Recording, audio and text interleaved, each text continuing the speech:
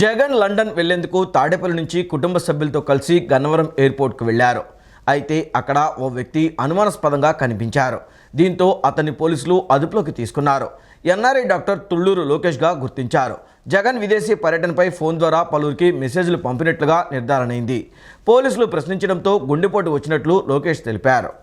వైఎస్ఆర్సీపీ అధినేత ముఖ్యమంత్రి వైఎస్ జగన్మోహన్ రెడ్డి శుక్రవారం రాత్రి కుటుంబ సభ్యులతో కలిసి విజయవాడ ఎయిర్పోర్ట్ నుంచి లండన్ బయలుదేరారు. లండన్ పర్యటనకు వెళ్తున్న సీఎం వైఎస్ జగన్కు వైఎస్ఆర్సీపీ నేతలు వీడ్కోలు పలికారు. అయితే సీఎం జగన్ లండన్ వెళ్లే సమయంలో ఎయిర్పోర్ట్లో డాక్టర్ ఉయ్యూరు లోకేష్ కుమార్ అనే వ్యక్తి అనుమానాస్పదంగా కనిపించడంతో వెంటనే పోలీసులు అదుపులోకి తీసుకున్నారు. లోకేష్ను పోలీసులు ప్రశ్నించగా గుండెపోటు వచ్చినట్లు లోకేష్ చెప్పారు. ఆయన అక్కడే పడిపోవడంతో వెంటనే ఆసుపత్రికి తరలించి చికిత్స అందిస్తున్నారు. అయితే ముఖ్యమంత్రి జగన్ విదేశీ పర్యటనపై డాక్టర్ లోకేష్ మెసేజ్లు పంపినట్లు గుర్తించినట్లు తెలుస్తోంది. సీఎం జగన్ లండన్ వెళ్లే సమయంలోనే ఇలా జరగడంపై అనుమానాలు వ్యక్తమవుతున్నాయి. లోకేష్ కోలుకోగానే పోలీసులు ప్రశ్నించనున్నారు. రాష్ట్రంలో ఎన్నికల పోలింగ్ ముందు అనంతరం జరిగిన హింసాత్మక ఘటనలపై విచారణకు సిట్ను ఏర్పాటు చేస్తూ రాష్ట్ర డీజీపీ హరీష్ కుమార్ గుప్తా ఆదేశాలు జారీ చేశారు. ఐజీ వినీత్ బ్రిజ్లాల్ నేతృత్వంలో 13 మంది సభ్యులతో సిట్ను నియమించారు. రాష్ట్రంలో పోలింగ్ హింసాకాండను నిగ్గు తేల్చే పని మొదలైంది. ఎన్నికల సంఘం ఆదేశాల మేరకు ఐజీ వినీత్ బ్రిజ్లాల్ నేతృత్వంలో 13 మంది సభ్యుల ప్రత్యేక దర్యాప్తు బృందం ఏర్పాటైంది. పల్నాడు, తాడిపత్రి, తిరుపతి హింసాత్మక ఘటనలో ప్రతి అంశంపైన కేసు నమోదు చేసేలా చూడాలని, అవసరమైతే కొన్ని అదనపు సెక్షన్లను జోడించాలని సిట్ను డీజీపీ ఆదేశించారు. రాష్ట్రంలో జరుగుతున్న హింసాత్మక ఘటనలపై విచారణను ఎన్నికల సంఘం సిట్కి అప్పగించింది. ఎన్నికల సంఘం ఆదేశాలతో ఐజీ వినీత్ బ్రిజ్లాల్ నేతృత్వంలోని 13 మందితో సిట్ చేస్తూ డీజీపీ హరీష్ కుమార్ గుప్తా ఉత్తర్వులు ఇచ్చారు. సిట్ బృందంలో ఏసీబీ ఎస్పీ రమాదేవి, ఏసీబీ అదనపు SP Soumyalatha, Srikakulam ACB DSP Ramanamurthy, CID DSP Srinivasulu, Ongole ACB DSP Srinivasarao, Tirupati ACB DSP Ravi Manoharachari, Guntur range inspector Bhushanam, Visakha intelligence inspector Venkatarao, ACB inspector Ramakrishna, ACB inspector Srinivas, ACB inspector Sivaprasad, Ongole PTC inspector Moin, Anantapur ACB inspector Prabhakar సభ్యులుగా ఉన్నారు.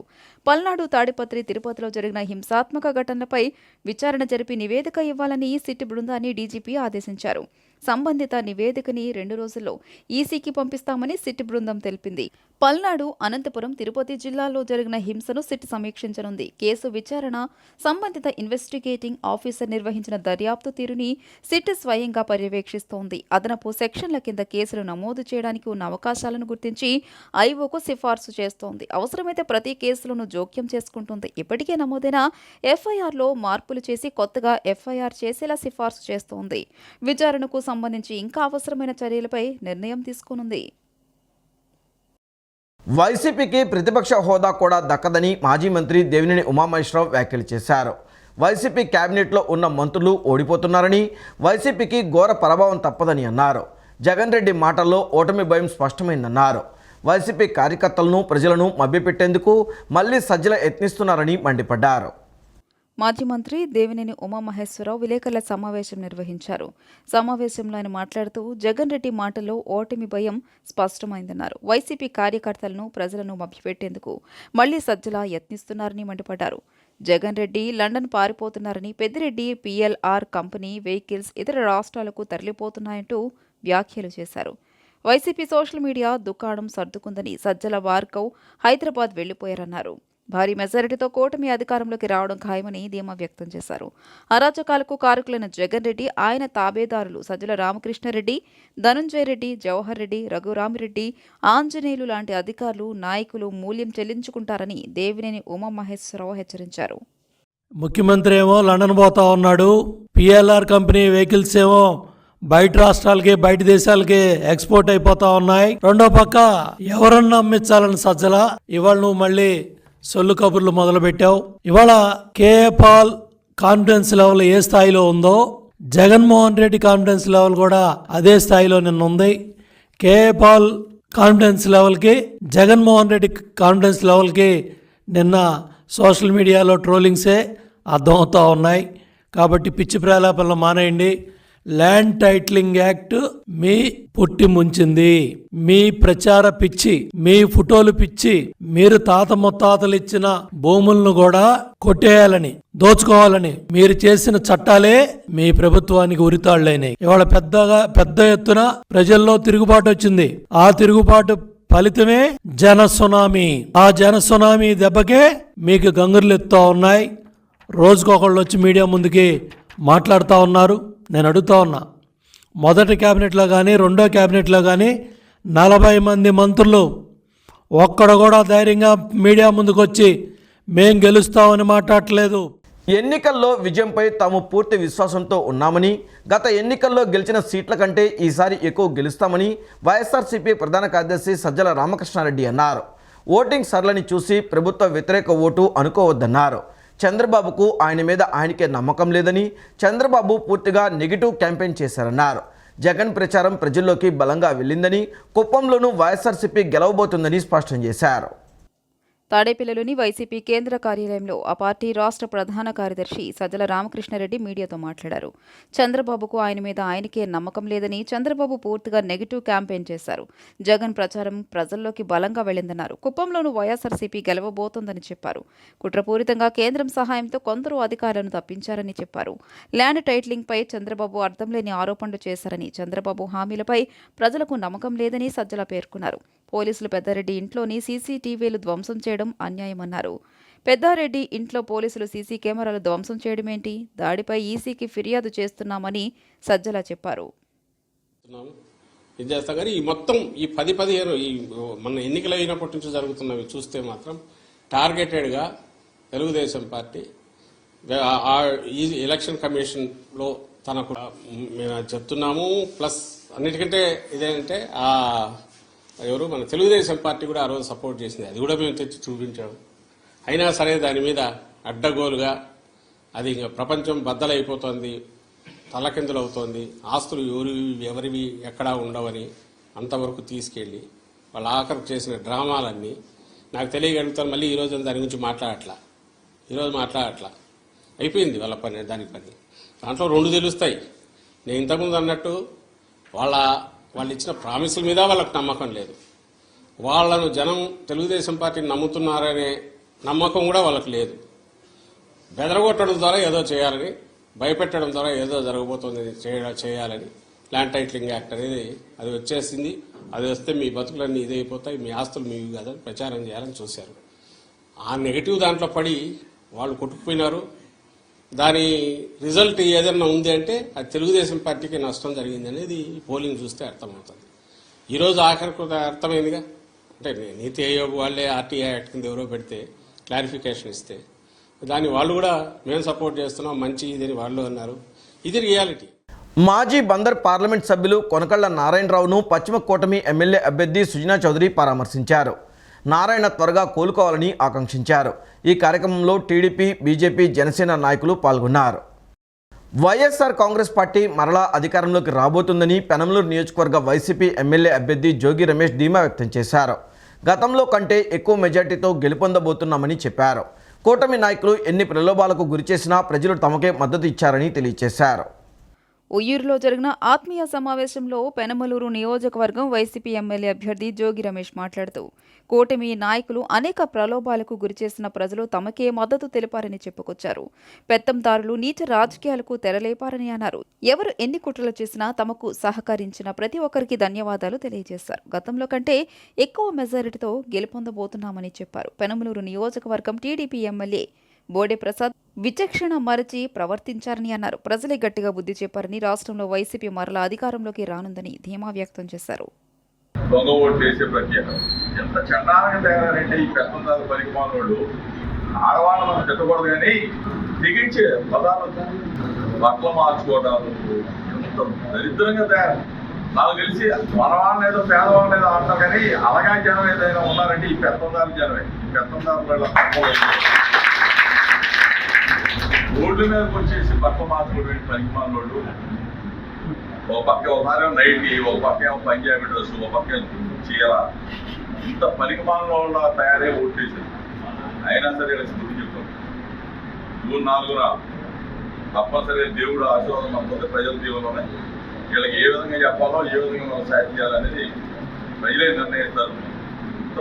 ఇంత దరిద్రంగా తయారైన సంస్కృతిని కూడా మన తెలుగు సంస్కృతిని కూడా చండాలు చేసిన ఈ పెప్పందాలు వ్యవస్థ. సీసాలు డబ్బాలలో పెట్రోల్ డీజిల్ విక్రయాలు నిషేధించింది పోలీస్ శాఖ. ఏపీలో పోలింగ్ అనంతరం చోటు చేసుకున్న హింసాత్మక ఘటనల దృష్ట్యా ఈ నిర్ణయం తీసుకుంది. మే 13న పోలింగ్ అనంతరం పల్నాడులో పెట్రోల్ బాంబులతో దాడులు జరిగాయి. సంఘటనా స్థలానికి వెళ్లిన పోలీసులకు పెట్రోల్ బాంబులు లభ్యమైన నేపథ్యంలో శాంతి భద్రతల పరిరక్షణకు సంసిద్ధం చేస్తూ కీలక ఆదేశాలు జారీ చేసింది.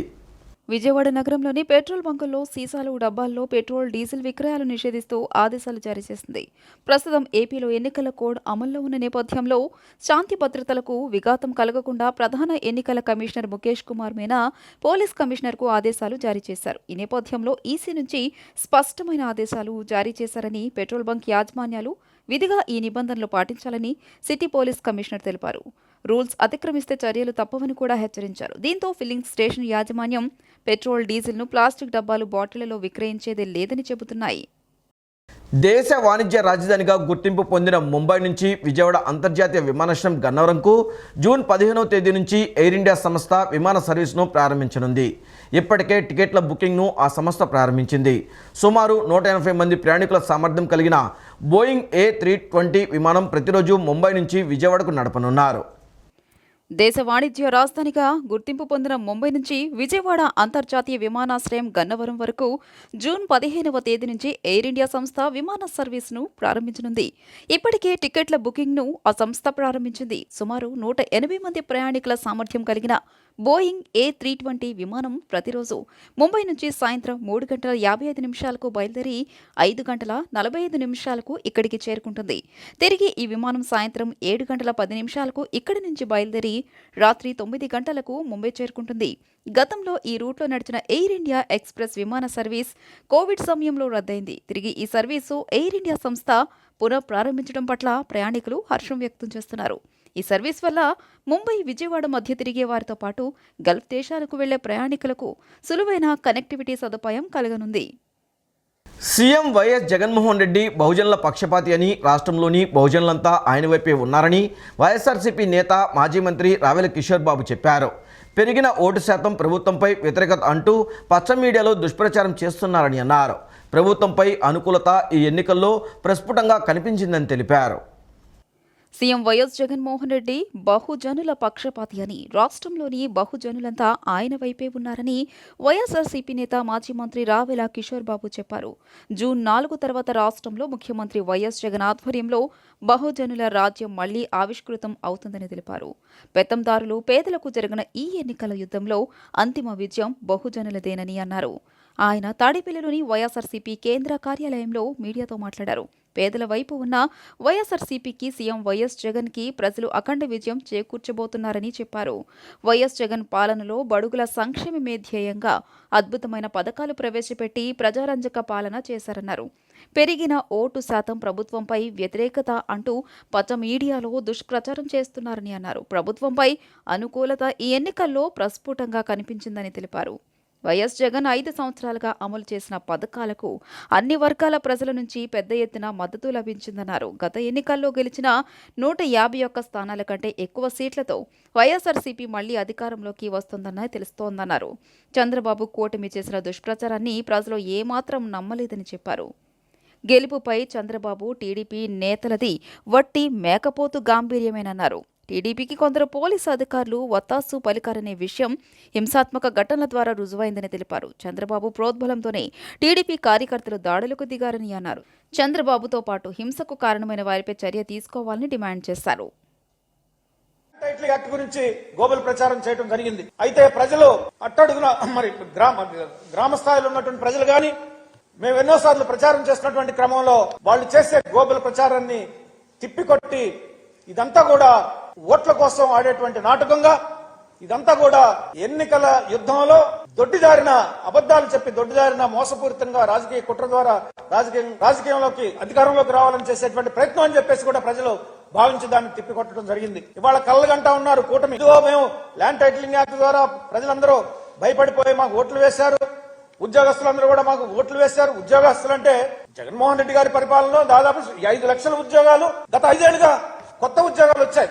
ఇటు సచివాలయ ఉద్యోగాలు 1,30,000 కానీ, లేదు వాలంటరీ వ్యవస్థ ద్వారా వచ్చినటువంటి ఉద్యోగాలే కానీ, మిగతా అన్ని రకాలుగా అన్ని రంగాల్లో అభివృద్ధి వల్ల వచ్చిన ఉద్యోగాలే మొత్తం 5 లక్షల ఉద్యోగాలు, కొత్త ఉద్యోగాలు జగన్మోహన్ రెడ్డి గారి పరిపాలన వస్తే వాళ్ళందరూ కూడా విశ్వాసంతో, కృతజ్ఞతాభావంతో వైసీపీ పార్టీకి ఓట్లు వేస్తే ఉద్యోగస్తులందరూ కూడా వ్యతిరేకంగా చేశారు అని చెప్పేసి ఒక ప్రచారం.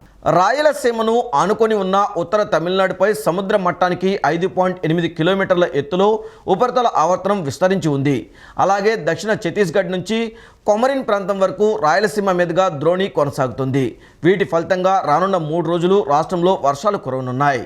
రాయలసీమను ఆనుకుని ఉన్న ఉత్తర తమిళనాడుపై సముద్ర మట్టానికి 5.8 కిలోమీటర్ల ఎత్తులో ఉపరితల ఆవర్తనం విస్తరించి ఉంది.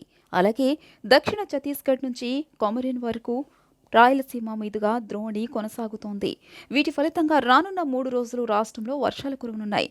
శని, ఆదివారాల్లో ఉత్తర, దక్షిణ కోస్తాంధ్ర రాయలసీమలోని కొన్ని చోట్ల తేలికపాటి నుంచి మోస్తరు వర్షాలు కురిసే అవకాశం ఉందని భారత వాతావరణ విభాగం శుక్రవారం నివేదికలో తెలిపింది.